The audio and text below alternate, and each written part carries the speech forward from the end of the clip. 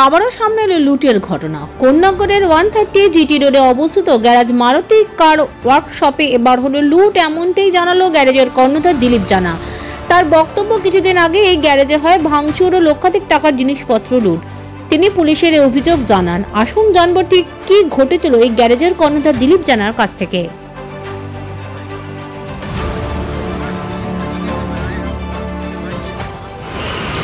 নমস্কার, আমি দিলীপ জানা।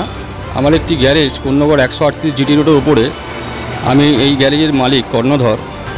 আমি গত 26 বছর ধরে এই গ্যারেজে কাজকর্ম করে চলেছি, যেটা আমি সমাজের পাবলিককে জব দিয়ে থাকি, কাজ করে থাকি নানান রকম গাড়ির।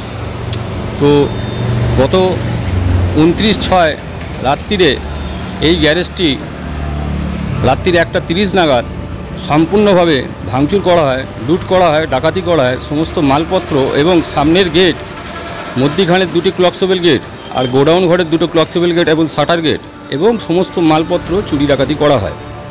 আমার অনুমান সেই দুপুরে রাত্রিরে আমি যতখানি এখানে খবর পেয়েছি বা আমার থাকাকালী দেখেছি, এই ঘটনাটা ঘটায়। আমারই জমির মালিকের সঙ্গে একটি বিবাদ চলছে, কোর্ট কেস চলছে। কোর্ট আমাদের দুজনকে সাইলেন্ট থাকার জন্য একটি অর্ডার দিয়েছেন। কোর্ট কেসটা হচ্ছে জমির মালিককে একটা অ্যাডভান্স টাকা দেওয়া হয়েছিল জমিটার দরুন।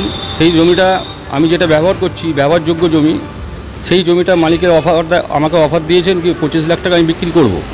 সেই মতো অবস্থায় আমি 24,21,000 টাকা ওনাকে দিয়ে থাকি 2024 সাল পর্যন্ত, এপ্রিল মাস পর্যন্ত পাটে পাটে পেমেন্ট। কিন্তু ঘটনাস্থলে এখন সেটা দাঁড়িয়েছে, মালিকের বক্তব্য আমাকে 60 লাখ টাকা দিতে হবে। তো 60 লাখ টাকা দিতে আমি রাজি হই না। তখন উনি আমাকে অফার দেন কি আমি তোমার টাকা তোমাকে ফেরত দিয়ে দিচ্ছি, আমার জমিটা খালি করে দেওয়া হোক। আমি তখন ওনার প্রস্তাবে রাজি হয়ে যাই।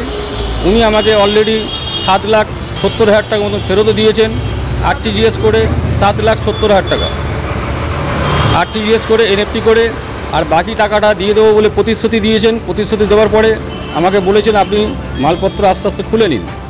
তো আমার যেহেতু গ্যারেজটা 2টো ফ্লোর ছিল, একটা ফ্লোর ছিল আর কি, আমি একটা ফ্লোর খুলি আর একটা ফ্লোর থেকে যায়। বাকি টাকাটা আমি পাইনি বলে এখনও পর্যন্ত আমি গ্যারেজ চালাতে থাকি। ইন দ্য মিন টাইম রাতের বেলায় এই গ্যারেজটি সম্পূর্ণভাবে ডাকাতি লুটপাট করা হয়। হ্যাঁ, ইতিমতো অবস্থায় যখন উনি টাকাটা আমাকে বাকি টাকা দেওয়ার অস্বীকার করেন, তখন একটা কোর্টে মামলা হয়। সেই কোর্ট আমাদের বোথ পার্টিকে সাইলেন্ট থাকার জন্য বলেন এবং এই জায়গাটা সম্পূর্ণভাবে, ডেটটা হচ্ছে আপনার 25/5/2024 বোথ পার্টিকে সাইলেন্ট থাকার জন্য বলা হয়। এবং কোর্ট আগামী নেক্সট ডেটটা হচ্ছে আপনার 20/9/2024। নিশ্চয়ই বোথ পার্টিকে সাইলেন্ট থাকার জন্য। তো কোর্টের মান্যতার সঙ্গে কোর্ট যখন আমাকে এই রায়টা দেয় আর কি, সেই অনুযায়ী আমি থেমে থাকি।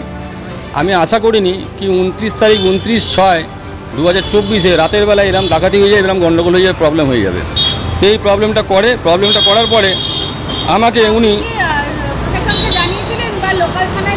হ্যাঁ, তারপরের দিন সকালবেলায় আমি প্রশাসনকে জানাই।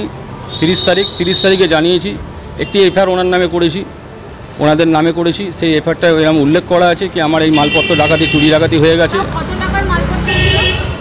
প্রায় 22 লাখ টাকার মতন মালপত্র ছিল, 15 লাখ টাকা 17 লাখ টাকার মতন মালপত্র চুরি হয়ে গেছে। বাকি মালপত্র ওই গ্যারেজেই পড়ে আছে, এখনও পর্যন্ত গোডাউনে পড়ে আছে, মানে অসুরক্ষিতভাবে। যেটা হচ্ছে জলের, বৃষ্টির জলে, বর্ষার জলে নষ্ট হচ্ছে, দিনের পর দিন ক্ষতি হচ্ছে, আমার আরও ক্ষতি হচ্ছে। আমি পেরে উঠছি না, পথে নেমে গেছি, রাস্তায় নেমে গেছি। এর মতো অবস্থায় আর কি কোর্টের রায় যেটা ছিল, কোর্টের রায়টাকে উনি অমান্য করে এই জায়গাটা ডাকাতি করিয়ে দিয়েছেন। এর মতো অবস্থায় আর কি আজকের ডেটে আমাকে একটা অর্ডার দেয়। সেই অর্ডারটা দেওয়ার মধ্যে ডেট হচ্ছে 6/9/2024। আমি লেটারটা, অর্ডার কপিটা রিসিভ করি কোর্টের।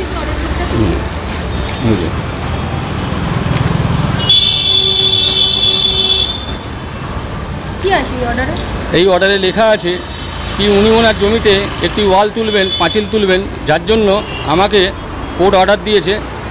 Next hearing 20/9/2024। 20/9/2024 মধ্যে এই জায়গাটা ওয়াল তোলার জন্য আমার অপোনেন্ট পার্টিকে কোর্ট অর্ডার দিয়েছেন। আমি আদালতের কাছে একটি, আপনাকে যে অর্ডারটা এলো ওই মাল তুলতে হবে বলে আপনাকে খালি করতে হবে, তা এর পরিপ্রেক্ষিতে আপনার কি পদক্ষেপ থাকবে? আমি যেহেতু অর্ডারটা গতকালই পেয়েছি, আমি আজকে কোর্টের দ্বারস্থ হব। আমি যে জানাবো বিষয়টা বা বিষয়টা জানবো এটা কি করে সম্ভব, বা যদি সম্ভব হয়ে থাকে কোর্ট যেটা মান্যতা দেবে, কোর্ট যেটা অর্ডার দেবে সেটা আমাকে মেনে নিতে হবে, যেহেতু আইন বলে দেশে কিছু আছে আর আইনটা মেনে চলাই ভালো।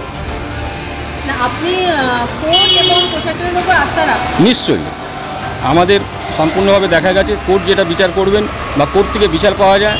আমাদের মতন ক্ষুদ্র লোক, সামান্য পরিবারের লোক, আমরা এই কাজ করে কর্ম করে খাই, তো আমরা এটাকে বিশ্বাস করি কি কোর্টের অর্ডারে কিছু একটা সুরাহা হবে।